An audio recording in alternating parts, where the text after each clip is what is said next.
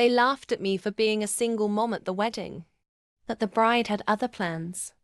I walked into that wedding like a quiet storm. Alone.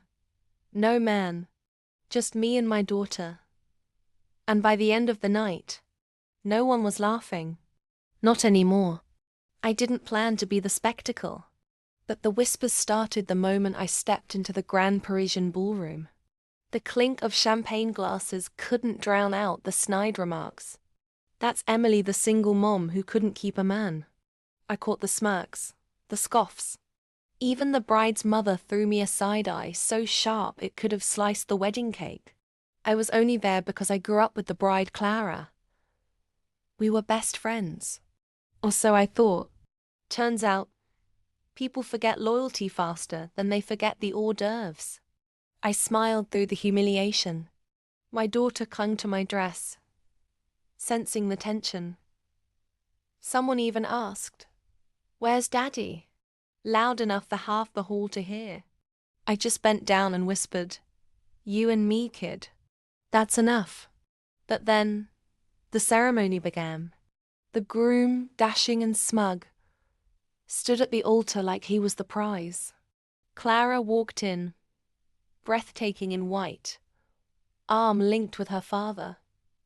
And just before the vows, she stopped, dead, in her tracks, her eyes locked with mine.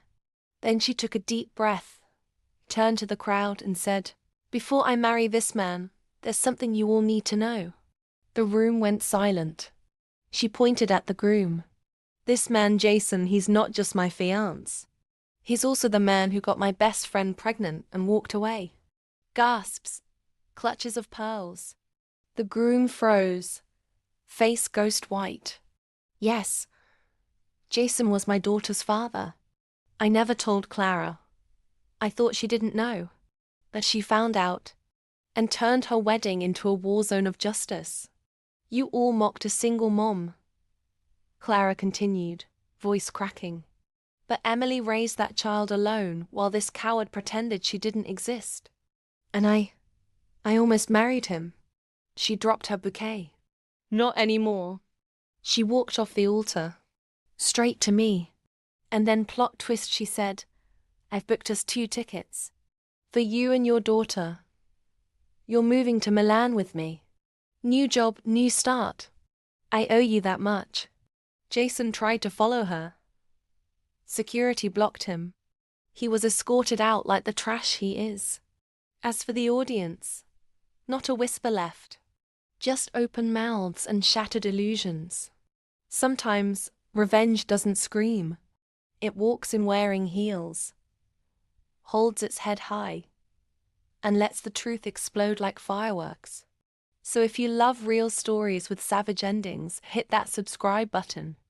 Turn on notifications so you never miss the next tale of revenge served classy and cold. This is Cold Revenge, where every story hits hard, heals deep and leaves jaws on the floor.